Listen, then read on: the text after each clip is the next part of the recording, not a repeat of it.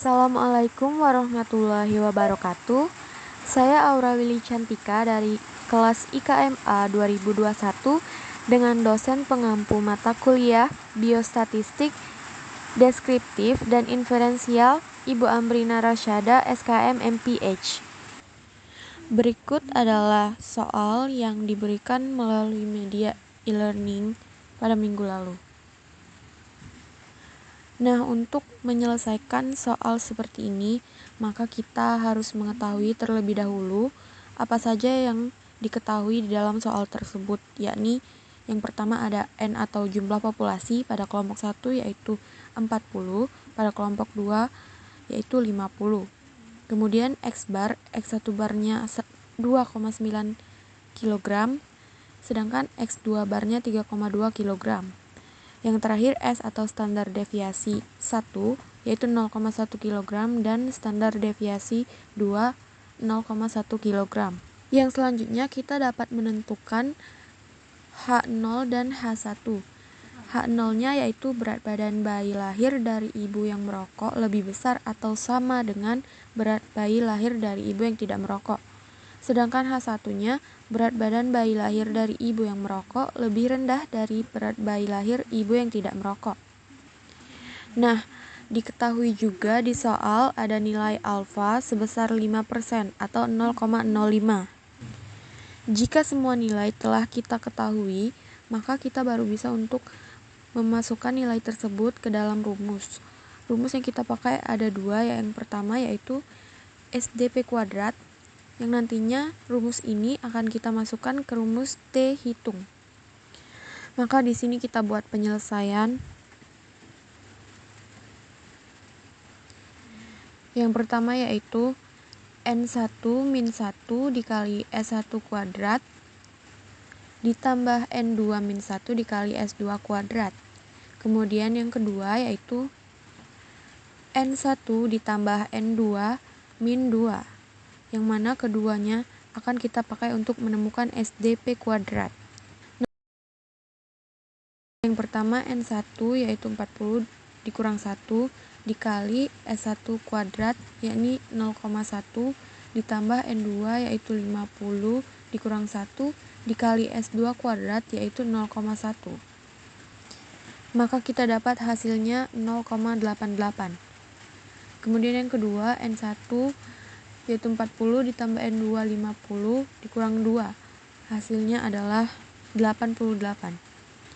Maka SDP kuadrat dapat kita tentukan dengan membagi 0,88 per 88.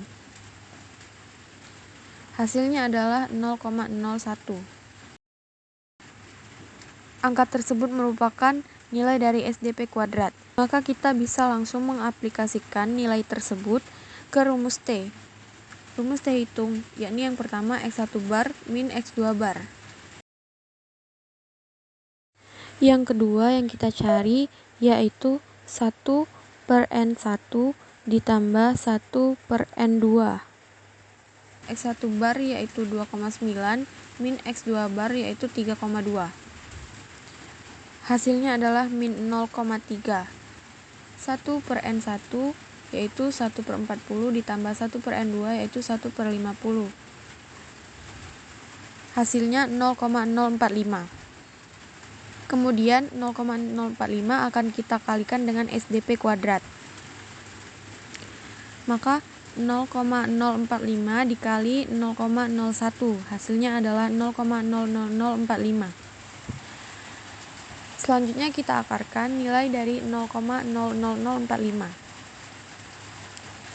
Kita masukkan formula di Excel, kemudian akan kita dapat hasilnya, yaitu akar dari 0,00045 adalah 0,021213. Dua nilai tersebut telah kita temukan, maka tinggal membagi antara keduanya. Yang pertama itu nilai X1 bar min X2 bar yaitu min 0,3. Kemudian yang kedua yaitu 0,021213. Maka hasilnya adalah min 14,1421. Nah, T hitung telah kita ketahui, maka tinggal mencari T tabel. Untuk mencari T-table, kita perlu menemukan DF dan nilai alfa. Nilai DF itu N1 ditambah N2 dikurang 2. Sama seperti yang telah kita hitung di atas tadi, maka hasilnya adalah 88. Kemudian nilai alfa yaitu 5% atau 0,05. Nah, kita cari di tabel pada titik 0,05 dan 90 yang mendekati 88. Maka akan didapatkan hasilnya yaitu min 1,662. Nah, dengan ini nilai T hitung dan T tabel telah diketahui, maka tinggal mencari kesimpulan.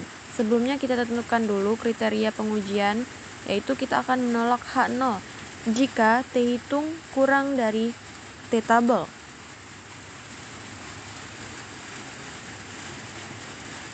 Dan keputusannya yaitu T hitung memang benar lebih kecil daripada T tabel. Maka kita bisa menarik kesimpulan dari hasil ini. Kesimpulannya, dengan tingkat signifikasi sebesar 5%, terdapat cukup bukti untuk menyatakan bahwa berat badan bayi lahir dari ibu yang merokok lebih rendah daripada berat bayi lahir dari ibu yang tidak merokok. Sekian presentasi untuk penyelesaian soal dari saya. Lebih dan kurang saya mohon maaf. Saya akhiri dengan wassalamualaikum warahmatullahi wabarakatuh.